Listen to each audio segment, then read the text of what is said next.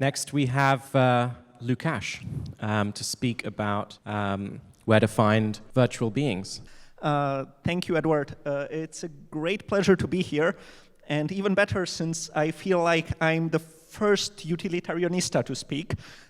So my presentation will be way less fun because, well, I work in machine learning, and it's, as a sign of being a utilitarianist, I have no slide about myself. So I do research in deep learning, and we are starting to address this question, where is this brain?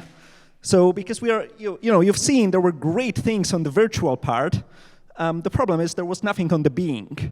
The being was still the human. Behind the scenes, whether you write the answers for the Google Assistant or whether you navigate these virtual avatars, we are unluckily still quite far from having anything like a virtual being, but we've made enormous progress in the last years.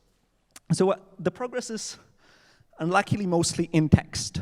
And the reason the progress is in text is that we have enough computing power to process text.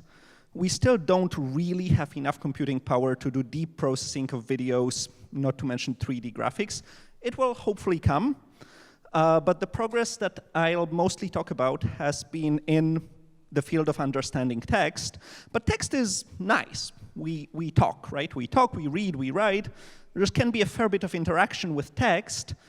And this progress in text that I want to talk about, it started around machine translation, because that's a very utilitarian thing. People speak German, they want to read and write English. It's very clear what you want to do. You can put a metric. And people have been trying this for like decades. And a few years ago, there was this big progress, because the way people were trying to do translation before was, hire linguists, program it. So it's kind of the same thing we're doing virtual beings right now, meaning we script what they should do, we make avatars, and it kind of worked. It was the Google Translate of 2012. You could kind of get by, but it wasn't that much fun. And then there was this radical idea that you just take a neural network, which is something kind of similar to like neurons work in the brain, train it with all of this translation data that you take from the European Parliament mostly. And this network, it like reads word by word on one language and then starts producing the others. And when people first heard of it, they said, well, that'll never work. You cannot just learn to translate languages like that, but it turned out you do.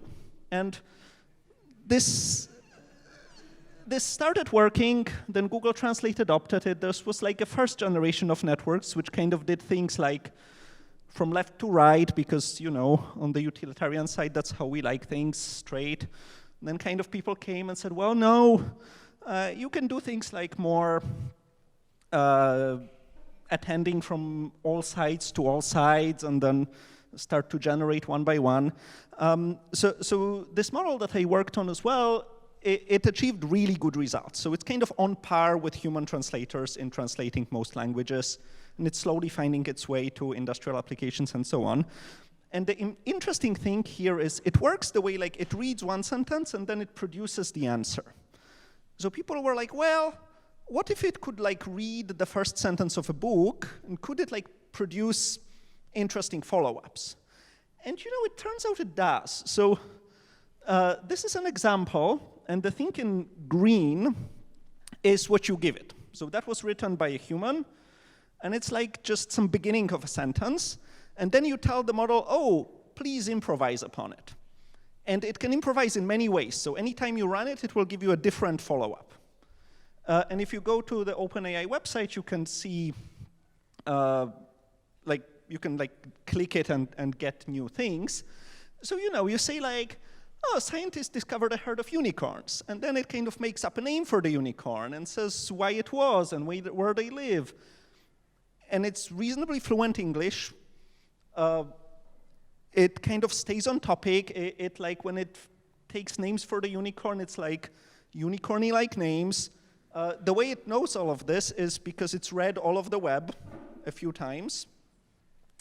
But this has never been written anywhere, right? So it starts to be creative in a ways that can appeal to us. And So that could be fun, right? People are starting to build dialogue things based on that. They don't always stay on topic, but we're getting better in that. So in terms of generating text, there is something interesting. Like you can generate English that's like English-like, starts to be fun, and you can even tell it what to talk about. Then it starts to come to images. For now, it's like mostly kind of 32 by 32 images, and you can't really tell it what to do. But they're starting to get human-like. I think you can see higher and higher resolution images. And then we're trying to mix like different modalities to have images for text, text for images. So this is all ongoing work. The problem is, you know, all the utilitarians at day, they would like at night to have something that like interacts with you in a fun way. And of course, there is a lot of work in interactions. Like if you want a computer to play chess or Go, it'll be better than you are. But how about the interactions that don't have a reward, that there's no like win or lose? But like they're supposed to be fun, but what does it mean to be fun? Well, we don't know, but I hope you can help us figure it out and actually build an amazing thing that interacts, that actually is virtual and a being on its own. And let's see where it goes. Thank you.